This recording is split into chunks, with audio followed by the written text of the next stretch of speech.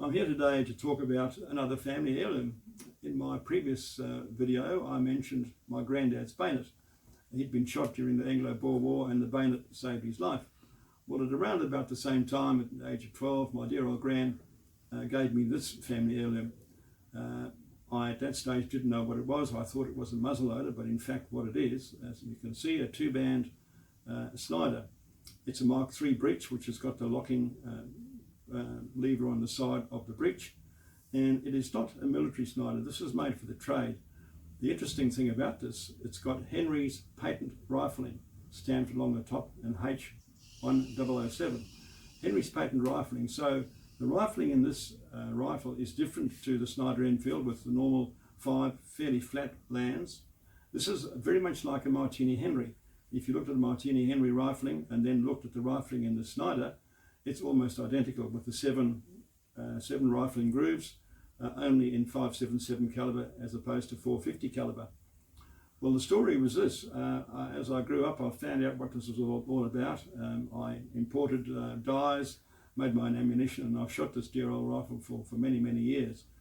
But going back one, my great-great-granddad was the son of an 1820 settler. Now, this 1820 settler was Stephen Brown, and he joined the 7th Hussars in 1812. So it was during the Napoleonic Wars. Found out through a family connection that he'd served in Europe during the Peninsular Wars. He then went on to Waterloo, and he's actually noted as a Waterloo man in his papers, which entitled him, would you believe, to another 9 pence a day, just by virtue of the fact that he'd been at Waterloo. Whatever happened to his Waterloo medal, I wouldn't know. I wish I did have it. That would be fantastic. But at the end of the Napoleonic Wars, there was chronic unemployment in the UK. It was the Industrial Revolution. There were a lot of men out of work. So the government put something in the papers which was really a big attraction to a lot of people. And what this advert said, and I'll read this out, is the government offers to carry out as settlers all the families which have not bread and labour here to our noble station at the Cape of Good Hope, which has the finest soil and climate in the world. Well, that advert was enough to attract 90,000 applicants, but evidently the Treasury could only afford to send out 4,000 of these men with their families. So Stephen Brown was one of the guys, 1820 settlers that left the UK and sailed for South Africa on the ship Weymouth.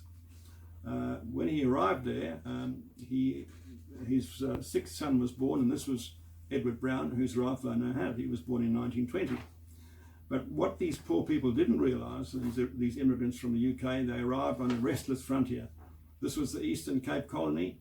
There'd been a lot of conflict, a lot of wars with the natives. They were termed either Kaffir Wars or Frontier Wars. The one war was just ending when the 1820 settlers arrived. And only a few years later, in 1834, the war broke out yet again, and again in 1850. So every 10 years virtually there was a war on the frontier. These guys soon grew up and realised that they had to fight to keep their property. What the government, who said, you know, we'll bring you out to South Africa, did not tell these poor settlers was, if war broke out, said the governor, then this population of settlers could afford itself protection from its own body without calling out regular troops. Well, that was a huge cost saving to the Treasury of the day, because keeping garrison troops there just in case was an expensive business. Well, we know for sure that Edward Brown served in the 1850 Frontier War. He would have been using a muzzleloader in those days because the British Army in 1820 still had the Brown Bess. Probably they were using Brown Besses at that stage as well, I would imagine. So these settlers coming out from the UK, most of them weren't farmers at all. They were shoved out to places like Bathurst and Albany, very close to the small town of Grahamstown. It's fairly arid land there. Certainly it's subject to drought. They were given basic tools and obviously grain to sow their seeds, etc. But many of these people really battled to make a go of it. They had to put up with drought, as I said, with thunderstorms, with floods, with fires, and of course the restless frontier itself. There was a lot of cattle rustling going on. The white people had arrived in South Africa in 1652, which was the Dutch under Jan van Riebeeck. Over the years, the Dutch settlers have moved north looking for new grazing lands. Then along came the Napoleonic War, which is another story. And then, as I said, along came the British settlers, because the Cape was now a British protectorate. What was happening was the white people were moving north towards the Fish River, and they started clashing with these black people who were moving south from Central Africa. They were moving south with their herds and looking for, like the white people, for more grazing land. And the two vastly different cultures clashed. And there was a lot of cattle rustling going on. The natives would come over the river and steal cattle, and then there'd be retribution. The white farmers would get together in a commando and go and try and retrieve their cattle. Often turned out to be a war. As I said, the 1820 settlers arrived in 1820. In 1834 was the next frontier war. So at that stage, Stephen Brown was a young lad. He was probably only 14 or so. We don't know if he was involved in that war, but certainly his father, Stephen Brown, the ex-soldier, 7th Hussars, did take to the field, probably with a Brown Bess, I would imagine, or a flintlock rifle, or possibly a percussion. It wasn't long after that, 1846, another war broke out, 1846-47. Once again, Stephen Brown served in that war, and most certainly Edward Brown, who owned this rifle, served in that particular war. Shortly after the war, he must have saved up whatever money he could, and he bought a wagon. In those days, there were no trains, there were no rail networks in southern Africa. Very much the same case in a lot of the new colonies like Australia and New Zealand. So wagons were an essential thing to get goods and provisions from point A to point B. Edward actually made not a fortune, but enough money to buy a farm by doing his wagoneering. So all these people with wagons were always armed, because they could be attacked by natives, who very soon found out that they could plunder these wagon trains, which often consisted of 80 to 120 wagons. So, these were carrying food, provisions, clothing, gunpowder, certainly very interesting prizes for the African tribes. And they most certainly did succeed in capturing some of these wagon trains.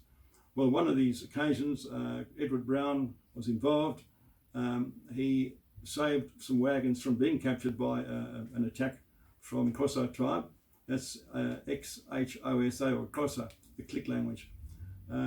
He was put on record as being a brave frontier fighter for his involvement in that war. So that was the War of 1846-47. Not long afterwards, 1853, was another war, 1850 to 1853. And he was involved in that war as well. He then went on farming. He bought another farm with his proceeds from the wagon business which he had. And he bought a farm in Queenstown, in the Queenstown district, which was right on the frontier in those days. Once again, Eastern Cape Colony. And this particular rifle, which I'm holding here today, on the lock plate has got M.J. Morland, which is the local gunsmith, and the town Queenstown, which is where he purchased it. And it so happens that that is the town where I was born and grew up. Anyway, Edward Brown has moved to his farm in Queenstown in 1855, that sort of area. And in one of the actual notices, government notices that a friend of mine, a cousin of mine, has managed to dig up, it says that 2 armed men need to be on the premises in addition to the proprietor. So that gives you some idea as to the restless type of frontier these people were living in. They were always subject to attack from native tribes. They always had to be armed. As I said, Edward bought this rifle, I suspect around about the 1875, 1876, because the next frontier war was 1877, which was the 9th frontier war, or the 9th Kaffir War. It's now a derogatory term, so it's referred to as a frontier war.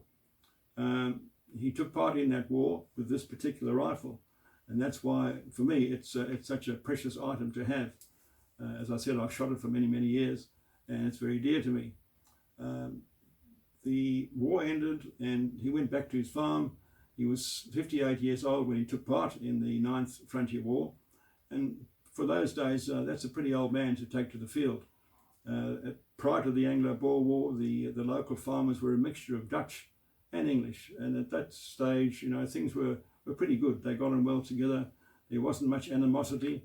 Unfortunately, the Boer War upset all of that, so relations were good between neighbours, whether they be Dutch or whether they be English. Edwin went back to his farm after that war. He lived on to the age of 76 and died in the late 1890s. This remains a very special treasure in my collection to this very day, and I hope you enjoyed the story. Thank you.